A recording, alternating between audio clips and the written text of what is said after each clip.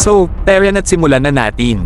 Ang Alemanya, oo tama kayo, Alemanya, ay nag-anunsyo na nag-alok sila na palawigan ang pag-deploy ng kanilang Patriot missile defense system sa Poland.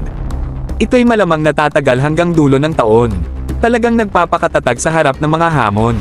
Siguro nagtatanong kayo kung bakit ganito ang alok ng Alemanya. Eto na ang sagot mga bro, gusto ng Berlin na tiyakin na hindi mauubos ang kanilang sariling stock ng mga armas.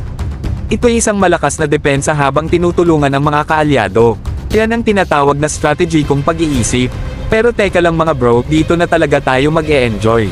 Ano kaya ang mangyayari kung ang Pilipinas, may layuning protektahan ang sarili, ay magpasyang magkaroon ng katulad ng mga depensa, lalo na sa South China Sea? Isipin nyo ito, mga advanced missile defense systems na nagbabantay sa ating mga baybayin, isang simbolo ng ating kalayaan at determinasyon. Ito ay isang tunay na pagbabago. Isipin nyo ang mensaheng maipapahiwatig nito, ang matatag na paninindigan para sa ating mga karapatan at kaligtasan sa harap ng mga posibleng banta.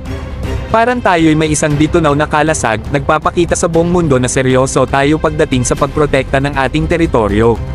Ngayon, hindi ko sinasabing madaling gawin ang magkaroon ng ganitong advance na mga depensa, pero alam nyo, kung ang Alemanya ay handang magpalawig ng kanilang pag-deploy sa Poland, sino ba naman tayo para hindi pag-isipan ang ganitong mga opsyon para sa ating sariling proteksyon?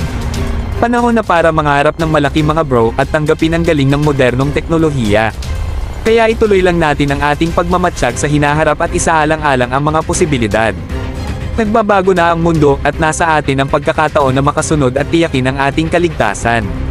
Kung sobrang excited kayo tulad ko sa pagpapalakas ng ating depensa, huwag kalimutan na hit ang like button, mag-subscribe sa ating channel para sa mas marami pang nakakapag-isip na nilalaman, at ibahagi ang inyong mga saloobin sa mga komento sa ibaba.